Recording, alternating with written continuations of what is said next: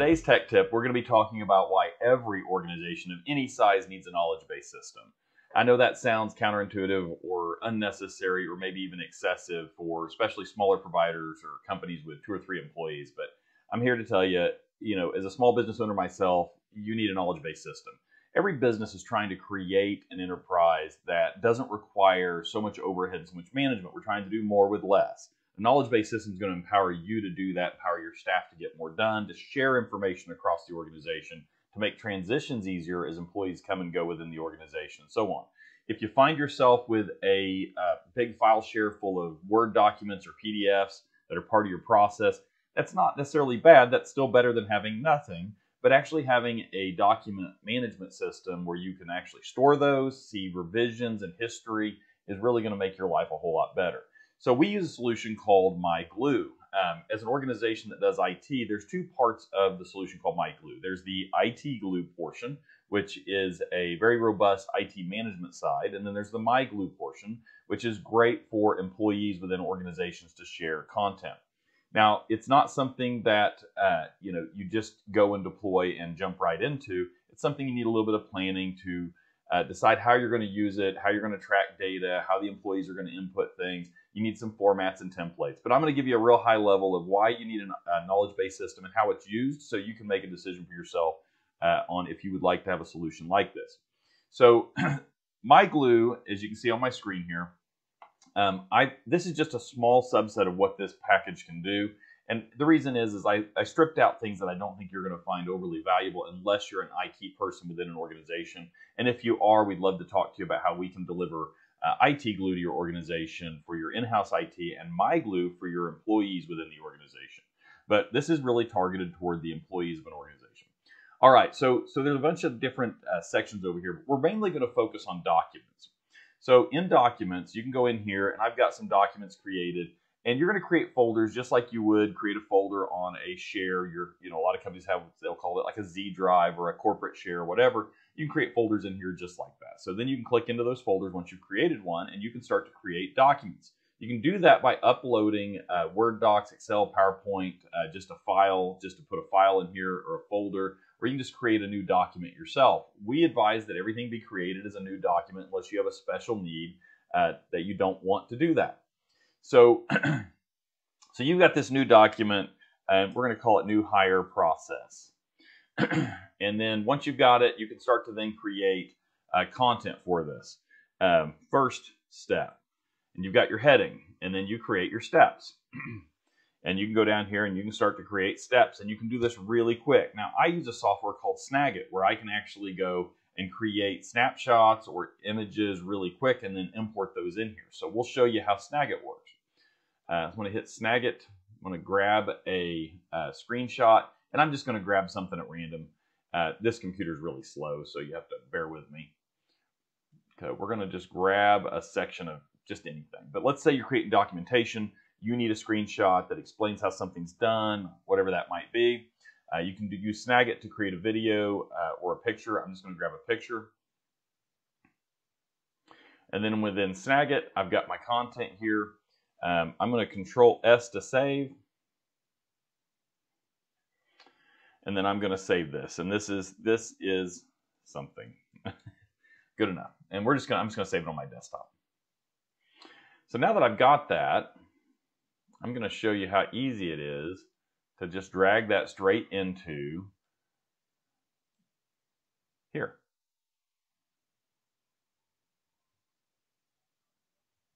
And there it is. Now I've inserted an image. So as you can see in the image below, do this. And so you can have this, you can set a duration so you can have this play out almost like a video. I don't use that a lot. Honestly, people are just going to scroll through. I don't see a lot of value in that. You might. I just do not for what we do. So that's my first step. So now I'm going to do another step. So here's next step. And I'm going to do another explanation. I'm going to do another screenshot. I'm going to drop that in there. And we're going to just create a whole document on how to do something within my organization. It's a process. Could be finance, accounting, whatever it might be. Then once I've got that done, I can share that with other members of my team, which is fantastic because now I don't have to train as much. The training is there. It's ready to go. We also have some other solutions like clip training that we use, where we create custom training for our in-house staff that we can use for our clients to be able to create their training and save yourself a lot of headache and heartburn. All right, so back to this. So that's just one way. So once you've done it, you publish it. And now, and publish it means it makes it done. You saved it. It's not published publicly, but you've created your document. So this is what the document looks like now. So I can click on here, see the images that I put in here. That's all that is. And then I didn't put any content in here, but you can get the idea. Now I want to change this. I can go up here, I can click edit. I can go in and add more steps, change the steps, republish it, whatever I need to do there. And just, it's going to work. So this is step 2. And let's see.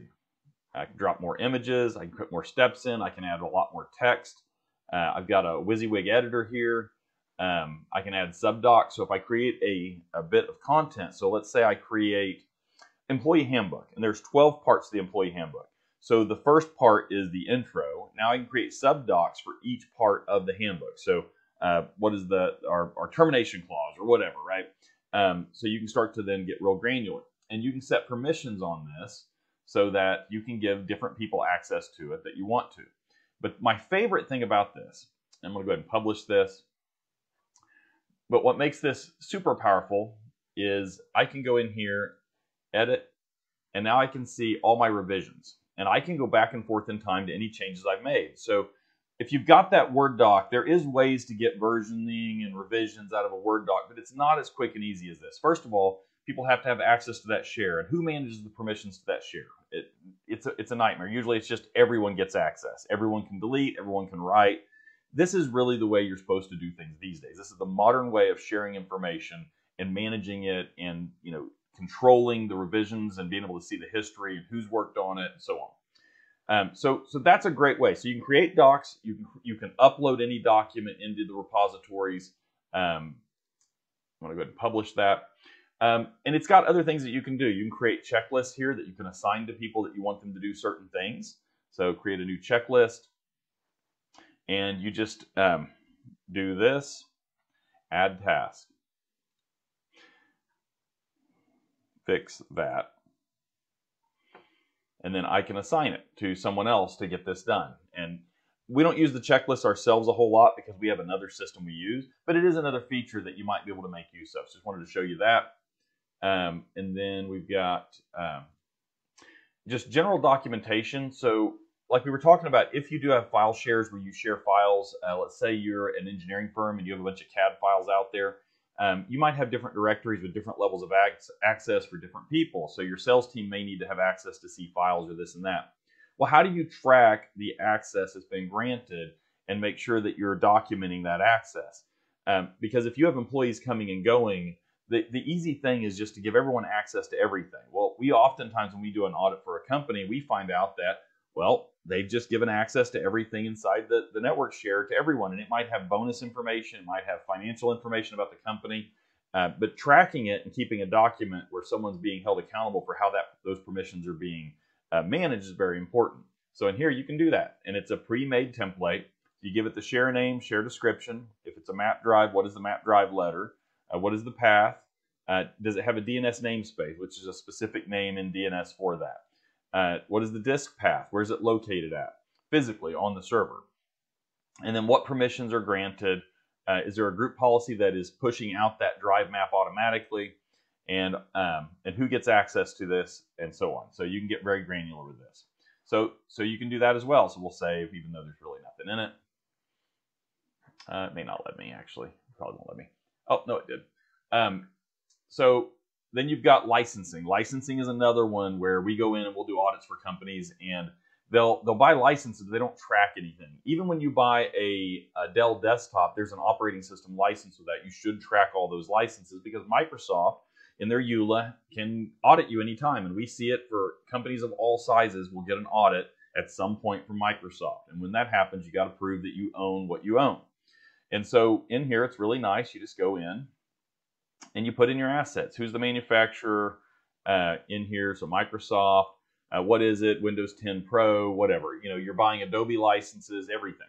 You track it in here. And now whatever's out there, you can go and see what it is, and you get versioning again. It's fantastic. You get, what's the purchase date, what's the renewal cost. It's just tracking all your assets, tangible assets, virtual assets, software, you name it, you can put it in here. It's got a built-in password manager that's really nice. It's also plugs into a browser, so all your employees can then manage and store their passwords, which is just fantastic. It keeps people from reusing passwords as much if they have an easy way to access their passwords and to change them and update them. That doesn't require them to have to memorize 30 different passwords or reuse the same one because they don't remember them all. And then you've got remote access. And remote access would be if you're a small company or really a company of any size, you give people access to a terminal server through VPN, whatever. Well, you need to track who has access again. This is just part of good auditing for small businesses. And then just assets. So let's say you've got phones.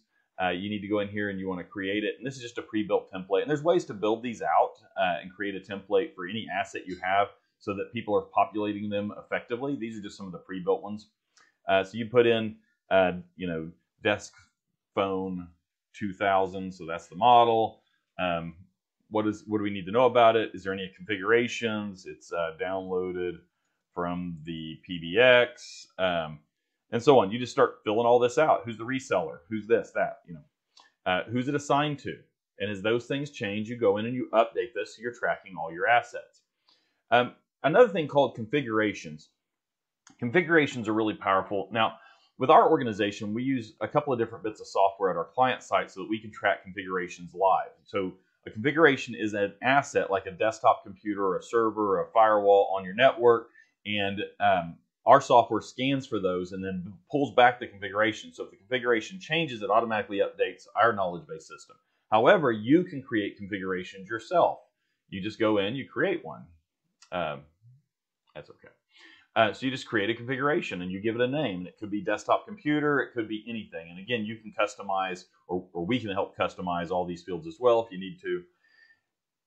The short of it is you should be tracking all your assets. It's going to get more and more strict from the federal government, from your insurance brokers, from your banks to be able to give a report at any given time about all the assets that you have, all the configurations. And we're seeing it all the time where an insurance broker at a renewal time says, I want a list of all your computers. I want to know what the patch level is. I want to know that you've accounted for all these assets. And if the assets are liquidated, destroyed, that you recorded that that's been done. You're not going to be able to do that unless you have an effective way to track that. And spreadsheets are not the way to do it. Word documents is not the way to do it. You need to do it through something like this that's a living document that gives you versions. Every time you change something, there's a version. Every time something is done, it's documented. The person who did it gets it recorded and so on. Great product. Everyone should have a knowledge-based system. I don't care the size of your company. Yes, it's a little bit of a learning curve. Once you learn it, it just becomes the easiest way you could possibly do anything when it comes to assets or tracking what's going on in your business. Now, when I talk about assets, the last thing, assets are great and it's a good thing to track, but policies, procedures, how you operate as a company should also be in here because it's an easy way to share with employees. It's even an easy way to share if you want to make something public. You can make it public on here and then share it with the public in general. Put a link on your website, whatever. We do that a lot where we'll have a public share on our knowledge base system where a client can then go and see how to set up their iPhone for Office 365 because, well, it's easy to do. They can do it themselves and they want to do that. So that's all I got. Hope you enjoyed the tech tip today. It's not so much how to do something specifically. It's a solution that everyone should have in their business.